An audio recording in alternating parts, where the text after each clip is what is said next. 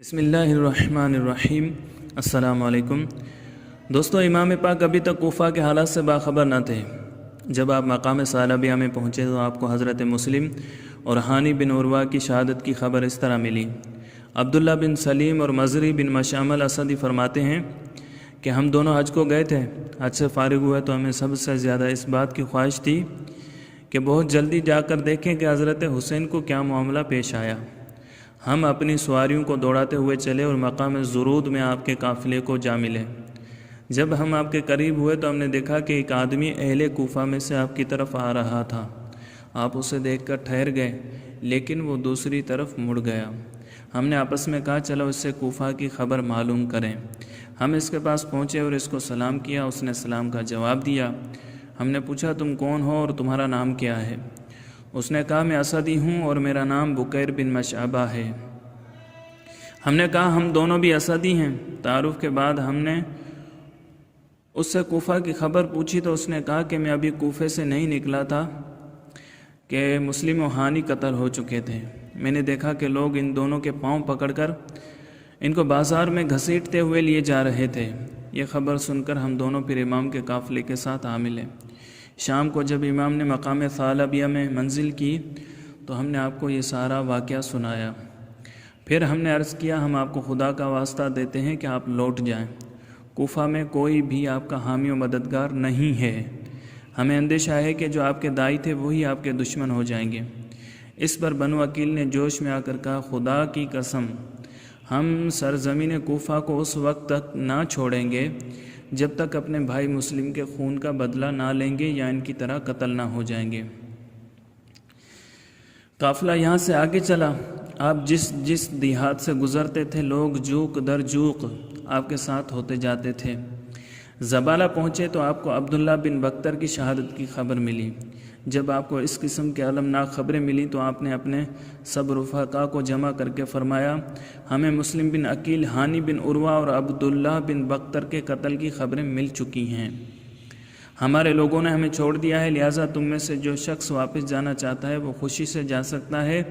ہماری طرف سے اس پر کوئی الزام نہیں۔ یہ آپ نے اس لیے فرمایا تھا کہ وہ لوگ جو کسی اور خیال کے پیش نظر آپ کے ساتھ ہو گئے تھے وہ کسی غلط فہمی میں نہ رہیں اور نہ اپنے آپ کو آپ کے ساتھ رہنے پر مجبور سمجھیں، بلکہ وہ آزادی سے جہاں چاہیں چلے جائیں اور ساتھ وہی لوگ رہ جائیں جو آپ کے مقاصد کے ساتھ پورے متفق ہوں اور بصد شوق برائے حق جان دینے کے لیے تیار ہوں۔ آپ کے اس ارشاد کو سن کر وہ لوگ جو راستے میں ہمراہ ہو گئے تھے منتشر ہو گئے، کیونکہ وہ بقصد جنگ نہیں بلکہ یہ سمجھ کر ساتھ ہوئے تھے کہ شاید ان کا کوفے پر قبضہ ہو چکا ہے۔ زبالہ سے چل کر بطن عقبہ میں پہنچے۔ بطن عقبہ کے بعد شراف میں پہنچے۔ یہاں سے صبح کے وقت کوہ ذی حشم کی طرف چلے اور پہاڑ کے دامن میں خیمہ زن ہوئے۔ یہاں حر بن یزید ریاحی تمیمی جو حکومت یزید کی طرف سے آپ کو گرفتار کرنے کے لیے بھیجا گیا تھا 1000 مسلح سواروں کے ساتھ پہنچا اور آپ کے مقابل آ کر ٹھہرا۔ ظہر کے وقت امام نے اذان کا حکم دیا۔ اذان کے بعد آپ دستہ حر کے سامنے تشریف لے گئے اور حمد و ثنا کے بعد یہ تقریر فرمائی لوگو اگر تم اللہ سے ڈرو اور اہل حق کے حق کو پہچانو تو یہ اللہ کی رضامندی کا باعث ہوگا۔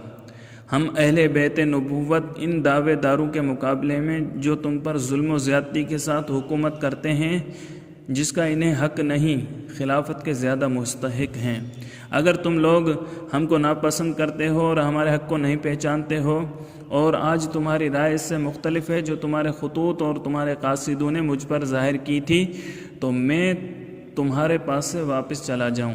حر نے کہا خدا کی قسم ہمیں ان خطوط اور قاصدوں کی جن کا آپ ذکر کر رہے ہیں خبر نہیں۔ آپ نے عقبہ بن سمعان سے فرمایا وہ تھیلے لاؤ جن میں ان لوگوں کے خطوط ہیں۔ وہ لائے۔ آپ نے ان تھیلوں کو سب کے سامنے الٹ دیا۔ ان خطوط کو دیکھ کر حر نے کہا ہم ان لوگوں میں سے نہیں ہیں جنہوں نے آپ کو یہ خطوط لکھے ہیں۔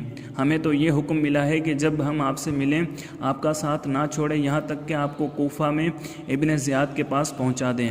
آپ نے فرمایا تمہاری موت اس سے زیادہ قریب ہے۔ پھر آپ نے اپنے ساتھیوں کو سوار ہو کر لوٹنے کا حکم دیا۔ حر نے مزاحمت کی۔ آپ نے فرمایا تیری ماں تجھے روئے تو کیا چاہتا ہے؟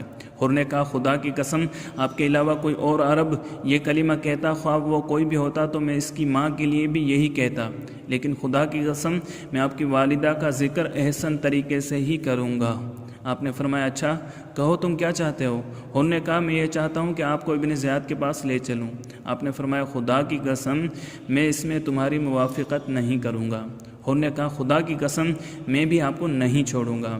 اسی طرح آپس میں تکرار اور تلخ کلامی ہوتی رہی۔ حر نے کہا مجھے آپ سے لڑنے کا حکم نہیں ہے، مجھے صرف یہ حکم دیا گیا ہے کہ جہاں بھی آپ ملیں آپ کو چھوڑوں نہیں جب تک آپ کو کوفہ نہ پہنچا دوں۔ تو آپ ایسا راستہ اختیار کریں جو نہ آپ کو کوفہ پہنچائے اور نہ مدینہ لوٹائے۔ اس دوران میں ابن زیاد کو لکھتا ہوں اور آپ بھی ابن زیاد یا یزید کو لکھیں، شاید اللہ کوئی ایسی عافیت کی صورت پیدا کر دے کہ میں بھی آپ کے معاملے میں ابتلاء و آزمائش سے بچ جاؤں۔ آپ عزیب اور قادسیہ کی راہ سے بائیں طرف مڑ کر چلنے لگے۔ حر بھی ساتھ ساتھ چل رہا تھا۔ مقام بیدا میں پہنچ کر آپ نے اپنے اور حر کے سامنے ایک پرجوش تقریر فرمائی۔ اے لوگوں، بلا شبہ رسول اللہ نے فرمایا ہے کہ جو شخص ایسے ظالم بادشاہ کو دیکھے جو اللہ کے حرام کردہ کو حلال کرنے والا ہو اور اللہ کے عہد کو توڑنے والا ہو اور رسول اللہ کی سنت کے خلاف کرنے والا ہو، اللہ کے بندوں پر گناہ اور زیادتی سے حکومت کرتا ہو، تو پھر وہ بقدر طاقت فعلاً و قولاً اس کو نہ بدلے تو اللہ کو حق پہنچتا ہے، اس شخص کو بھی اس بادشاہ کے مدخل یعنی دوزخ میں داخل کرے۔ آگاہ ہو جاؤ، ان لوگوں نے شیطان کی اطاعت اختیار کی ہے اور رحمان کی اطاعت کو چھوڑ دیا ہے، ملک میں فساد برپا کر دیا ہے، حدود شرع کو معطل کر دیا ہے، مال غنیمت کو اپنے لیے مخصوص کر لیا ہے، اللہ کے حرام کردہ اشیاء کو حلال اور حلال کردہ کو حرام کر دیا ہے، اور میں بنسبت کسی اور کے زیادہ حق رکھتا ہوں کہ ان کو بدلوں، اور بے شک میرے پاس تمہارے خطوط اور قاصد تمہاری بیعت کے ساتھ آئے اور اس عہد کے ساتھ آئے کہ تم مجھے دشمن کے سپرد نہ کرو گے اور بے یار و مددگار نہ چھوڑو گے، پس اگر تم اپنی بیعت پر قائم رہو گے تو رشد و ہدایت پاؤ گے۔ سنو، میں حسین ابن علی فاطمہ بنت رسول اللہ کا فرزند ہوں، میری جان تمہارے جانوں کے ساتھ ہے اور میرے اہل تمہارے اہل کے ساتھ ہیں، میری ذات میں تمہارے لیے نمونہ ہے، اور اگر تم نے ایسا نہ کیا اور اپنے عہد و پیمان کو توڑا اور میری بیعت کا حلقہ اپنی گردنوں سے اتار دیا تو میری جان کی قسم یہ تمہارے لیے کوئی نئی اور انوکھی بات نہ ہوگی، بلکہ اس سے پہلے تم میرے باپ اور میرے بھائی اور میرے ابن عم مسلم کے ساتھ بھی ایسا کر چکے ہو۔ وہ فریب خوردہ ہے جو تمہارے دھوکے میں آ گیا، تم بد نصیب ہو، تم نے اپنے حصے کو ضائع کر دیا، اور جس نے بد عہدی کی تو سوائے اس کے اور کچھ نہیں کہ اس بد عہدی کا وبال اسی کی ذات پر ہے، اور مجھے تو عنقریب اللہ تعالیٰ تم سے بے نیاز کر دے گا۔ اس تقریر کو سن کر حر نے کہا میں آپ کو آپ ہی کی جان کے بارے میں خدا یاد دلاتا ہوں اور شہادت دیتا ہوں کہ اگر آپ حملہ کریں گے تو بھی یا آپ پر حملہ ہوگا تو بھی آپ ضرور قتل کر دیے جائیں گے۔ آپ نے فرمایا کیا تم مجھے موت سے ڈراتے ہو، اور کیا تمہاری شقاوت اس حد تک پہنچ چکی ہے کہ مجھے قتل کرو گے؟ میں نہیں جانتا کہ میں تمہیں کیا کہوں۔ کاروان اہل بیت ادیب الحجانت پہنچا تو امام پاک نے 4 سواروں کو دیکھا جو ترمہ ابن عدی کی رہنمائی میں آپ کی طرف کوفہ کی خبریں لے کر آ رہے تھے۔ امام پاک نے فرمایا سنو، خدا کی قسم بے شک مجھے امید ہے کہ اللہ تعالیٰ نے ہمارے ساتھ جو کچھ چاہا ہے اس میں ہمارے قتل ہونے یا غالب ہونے میں خیر ہی خیر ہے۔ حر نے آگے بڑھ کر کہا یہ لوگ آپ کے ساتھ نہیں ہیں بلکہ یہ کوفہ سے آئے ہیں، میں انہیں آپ سے ملنے نہیں دوں گا بلکہ گرفتار کروں گا یا واپس کروں گا۔ آپ نے فرمایا میں ایسا نہیں ہونے دوں گا، یہ لوگ میرے مددگار ہیں، میں اپنی جان کی طرح ان کی حفاظت کروں گا، اور تم مجھ سے کہہ چکے ہو جب تک ابن زیاد کا خط تمہارے پاس نہیں آ جاتا تم مجھ سے کوئی تعرض نہیں کرو گے۔ حر نے کہا یہ درست ہے، لیکن یہ لوگ آپ کے ساتھ تو نہیں آئے۔ فرمایا اگرچہ ساتھ نہیں آئے مگر ان کے برابر ہیں جو میرے ساتھ آئے ہیں، اگر تم نے ان سے کچھ بھی تعرض کیا تو میں تم سے جنگ کروں گا۔ یہ سن کر حر ان سے علیحدہ ہو گیا۔ آپ نے ان سے اہل کوفہ کے حالات پوچھے۔ ان میں سے مجمع بن عبداللہ عامری نے کہا بڑے لوگ تو بڑی بڑی رشوتیں لے کر حکومت کے ساتھ مل گئے اور اب وہ سب آپ کے خلاف متحد و مشتعل ہیں، رہے عوام تو ان کے دل تو آپ کے ساتھ آپ کی طرف مائل ہیں، مگر کل وہ بھی تلواریں لیے ہوئے آپ کے مقابلے میں آ جائیں گے۔ آپ نے ان سے اپنے قاصد قیس بن مظہر سیداوی کے متعلق پوچھا۔ انہوں نے کہا حسین بن نمیر نے اس کو گرفتار کر کے ابن زیاد کے پاس بھیج دیا، ابن زیاد نے ان کو شہید کر دیا۔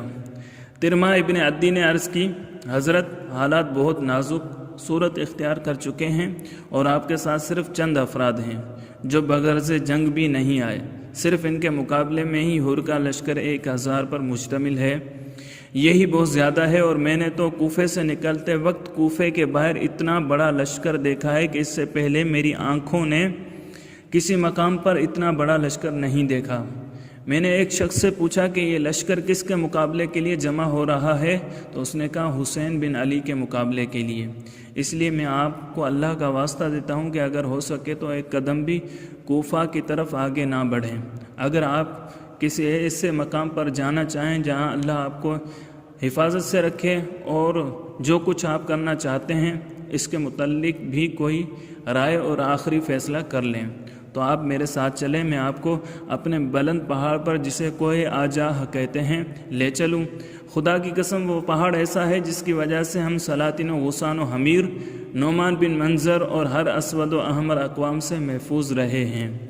واللہ ہم کو کبھی کوئی مطیع نہیں کر سکا۔ میں آپ کے ساتھ چل کر آپ کو وہاں پہنچا دوں گا اور پھر کوہ آجاہ و سلمہ کے باشندوں میں آپ کی دعوت پہنچاؤں گا۔ خدا کی قسم 10 دن بھی گزرنے نہ پائیں گے کہ آپ کے پاس قبیلہ طے کے سواروں اور پیادوں کا ہجوم ہو جائے گا۔ پھر جب تک آپ کا دل چاہے ہم میں قیام فرمائیں، اور اگر آپ جنگ کا ارادہ فرمائیں گے تو میں آپ کی مدد کے لیے بنو طے کے 20,000 آدمی فراہم کرنے کی ذمہ داری لیتا ہوں، جو آپ کے سامنے اپنی شجاعت اور شمشیر زنی کے جوہر دکھائیں گے، اور جب تک ان میں سے کوئی ایک بھی زندہ ہوگا وہ کسی دشمن کو آپ کے قریب آنے نہیں دے گا۔ آپ نے فرمایا اللہ تعالیٰ تجھے اور تیری قوم کو جزائے خیر دے۔ بات یہ ہے کہ ہم میں اور ان لوگوں میں ایک قول ہو چکا ہے جس کی وجہ سے ہم واپس نہیں جا سکتے، اور نہیں معلوم اب ہمارے اور ان کے درمیان امور کیا تصرفات کریں گے۔ امام پاک کا یہ جواب سن کر ترما نے کہا اللہ آپ کو جن و انس کے شر سے محفوظ رکھے، میں اپنے اہل و عیال کے لیے کوفہ سے کچھ نان و نفقہ وغیرہ لایا ہوں، یہ ان تک پہنچا کر انشاءاللہ واپس آپ کے ساتھ آ کر ملوں گا اور آپ کے انصار میں شامل ہو جاؤں گا۔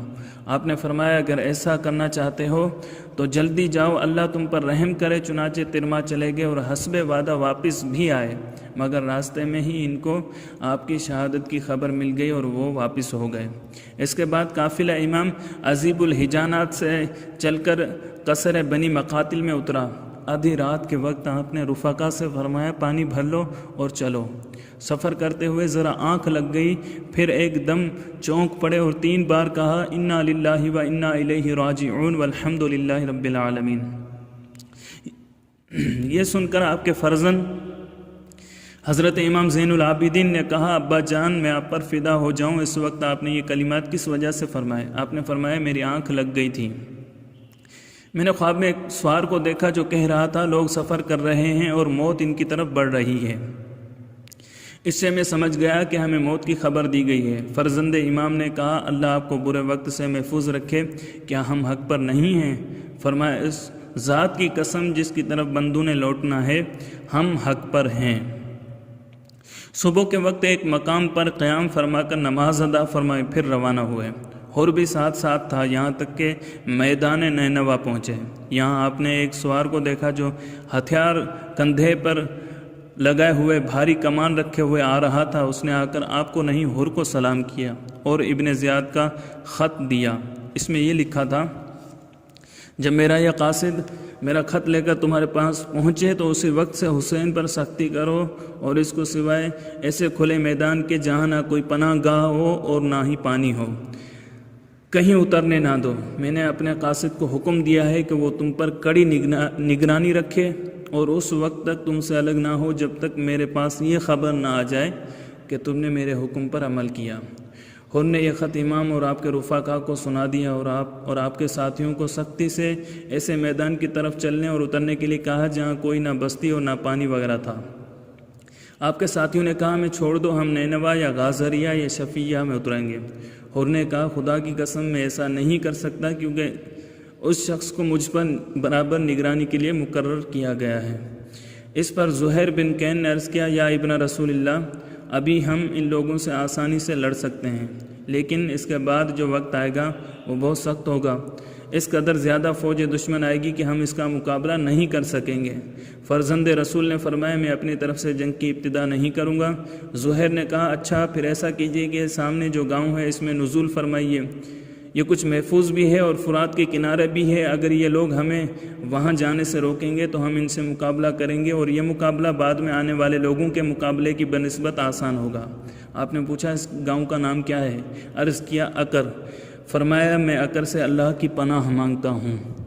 دوستو، اگر آپ کو یہ ویڈیو پسند آئی ہے تو لائک کیجئے، کمنٹ کیجئے، اپنے دوستوں کے ساتھ شیئر کیجئے، اور آپ نے ابھی تک ہمارے چینل کو سبسکرائب نہیں کیا تو چینل کو سبسکرائب کر لیجئے تاکہ ہماری ہر نئی آنے والی ویڈیو آپ تک بآسانی پہنچ سکے۔